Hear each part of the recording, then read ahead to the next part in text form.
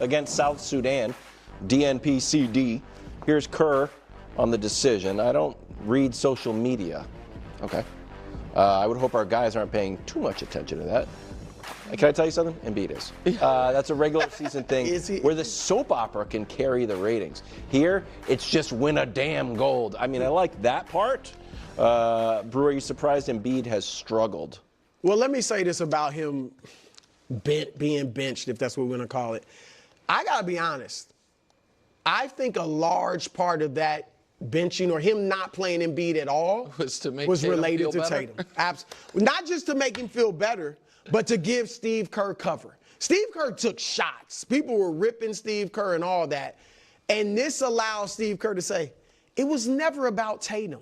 It's all about matchups. Joel Embiid's an MVP, and he didn't play in this game against South Sudan because of matchups. I totally think that's what this was about, or largely, because you can't, I'm sorry, the 40 minutes, you can't get 12 players in is ridiculous. You can get 10, you can get 12 in, especially when we're winning big. So I think that was a big part of it. As far as Embiid, he looks bad. He does look bad. Yeah. And I'm going to say this.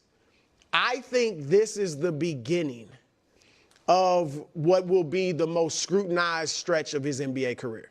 Like, I think people are going to be like, man, no more excuses.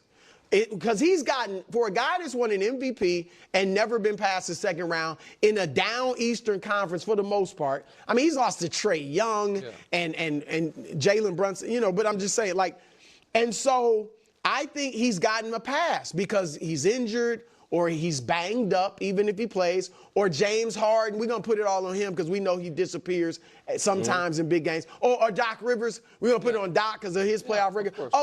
Ben Simmons doesn't like to shoot. And those are legit. But Embiid has gotten a pass. And I think that's over, Nick. I think you got Paul George coming in. Obviously, Tyrese Maxey is ascending. Nick Nurse is a good coach. They added some good role players this summer. Like, no more excuse. I'm not giving him an excuse if he's banged up, playing 80% in the playoffs, because he's always like that. I totally agree with you. Listen, I have wanted, and I still want, and part of me still believes, just because NBA history tells me, every single player of Joel Embiid's caliber, or even close to it, has had at least one semi-decent playoff run. Has had at least conference. Literally every MVP ever has made at least a conference finals.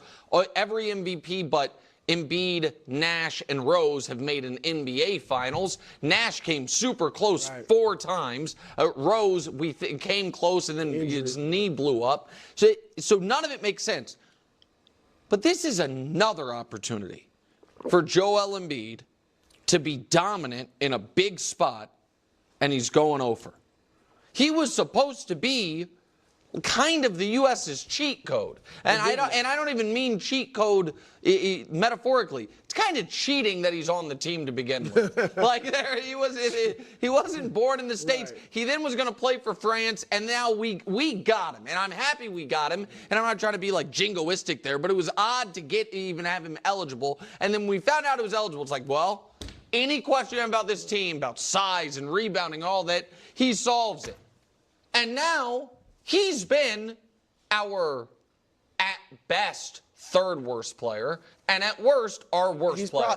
I think he's taking the most L's in this, even more than Tatum. Yes, I agree, because he's getting more opportunities. So here's his. Okay. I want to talk about this. First off, I want to say that Joel Embiid has not gotten any passes, especially in the media. That's nonsense, and the fans definitely not. I give him passes because I believe that he's been injured all those times. He's got a bootleg team, especially relative to any of these other players and other teams that have actually made it to the conference finals or finals and all that. I mean, he's been on a trash team with the Sixers, okay, with like a 90-year-old James Harden and a Ben Simmons who doesn't want to play basketball anymore. Like, what are you supposed to do? People always want to point to the Jimmy Butler. He didn't even get to play a full season with Jimmy Butler. And Jimmy Butler had a terrible playoff run relative to what he's done in the past. He was not playing like the Jimmy Butler. So it's just not fair to put that all on Embiid. And yeah, it sucks that Embiid keeps getting injured. But he still does try to play. He gets concussed. He fractures his eye socket bone. Like, those are legitimate real injuries. He tears his meniscus, shreds his knee, and still does everything he can to get back there. So he deserves praise for that. And it's a bummer that he hasn't had the levels of success, but he hasn't been supported and he hasn't had the luck of health. So I just want to put that aside. But in terms of his Olympic struggles, I also don't think it's fair because Steph Curry hasn't been playing great.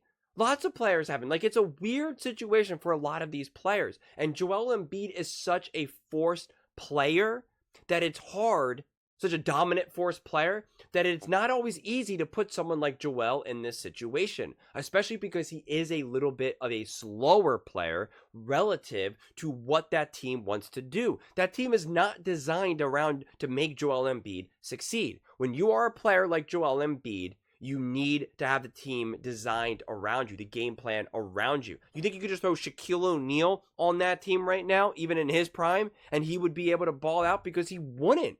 He would still be dominant because he's still Shaq, but it wouldn't be as effortless. It wouldn't be as smooth of a transition because these players are trying to play so much faster, so much quicker.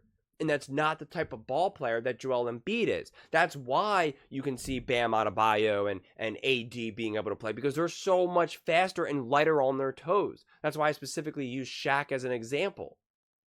So yes, someone like a Joel Embiid can maybe not fit in this offense, but now we're trying to use it as a way to just say, see, Embiid's not that good. This is embarrassing. This is bad. He was benched because he's not good. He's taken all these L's. And it's just, I just don't think it's fair. I really don't. So I just think that you have to understand that basketball is very similar to football in that regard, where there's a lot of matchups. It's matchup driven. And like I said, a team needs to be worked around you when you are a player as massive as, say, a Joel Embiid. It just is. Just like you want to, spread the court and surround LeBron with some shooters. If you don't give him shooters, then his passing isn't that great. His assists aren't that great. They can clog the lane and put all their attention on LeBron. And then now LeBron looks like he's struggling. So certain players are more versatile than others. Joel Embiid is definitely not versatile. That is a big knock on him. No ifs, ands, or buts. While some of these other players are more versatile. But like Steph Curry is versatile, but also can have some major limitations. If you don't surround him with some speed and some other shooters, then all the attention can go on Steph. And if you don't give him some size, because small ball only worked for a short window of time. It only worked when Steph was at his peak powers and his peak prime athleticism. But outside of that, small ball has not worked. The Warriors have been outsized. They can't play physical ball, and they get bullied. They can't rely on Draymond Green being their big man. It's not good enough. The teams with the Jokic's and stuff are able to be more physical. And when you can have that ability, then Steph can actually be more Steph. So it's just not as cut and dry. For whatever reason, people want to try to make this really cut and dry as, see, Joel Embiid's not that good. There you go. And I actually really feel for him because he's in Paris. He cannot wait to be an Olympian. This is a major dream of his. And the fans just boo him. He's the only one being booed. You watch this game, he's the only one being booed. And it's like, are you kidding me right now? It's just, I think it's low class. It's unnecessary. And then the media wants to pile on him as well. And honestly, I feel for him. I usually don't feel too bad for these athletes. I'm like, these guys are getting paid so much money, and this is just part of it. Part of it is to get booed. Part of it is to have the media rip you. That's why you get paid hundreds of millions of dollars. But I do feel bad. On a human-to-human level, I do feel bad. Because he could not wait for the Olympics. He really wanted to play for Team USA. He wanted to represent the country that he loves, the country that has been so good to him, the country that he's lived here for a majority of his life, where he works. His children are American, born and raised. He is excited. He wants to be part of it all. And he gets to the Olympics. He's not playing too great. He's getting benched. And the fans are booing him when they're booing nobody else. It's like, my God, can we stack the deck any more against him? It's a bummer. Hopefully he can overcome it. Hopefully he can get a true opportunity to shine. And I do think what Steve Kerr is doing is absurd. Jason Tatum absolutely should have been able to get into the game against Serbia. Absolutely, undeniably. And Joel Embiid absolutely could have gotten into this game against South Sudan. South Sudan is not good. They don't have the size and strength. And you could see how Bam Adebayo and AD were able to ball out and be great and impose their will. Joel Embiid would have been able to do that against South Sudan. But they didn't give him the opportunity. So now it looks like, look at these other centers balling out, and Joel Embiid is just on the bench. And it's just not fair. It's just absurd. But those are just my thoughts. I would absolutely love to hear yours. What do you guys all think? Are you surprised that Joel has struggled? Do you think he's going to continue to get limited playing time moving forward? Let me know in the comments below. I read every single comment, so that you agree with me or disagree with me. Either way, let's get in some discussions. Let's get in some fights. But ultimately, let's just have some fun. And please do consider subscribing. We are building an amazing community here, and I would absolutely love to see you part of it. I want to build something that we all genuinely feel connected to. Something that we're really excited to be part of, and I think we're well on our way to doing it. And please don't forget to give this video a thumbs up, as it really does help with the visibility and the algorithm. Thank you so much, and see you next time.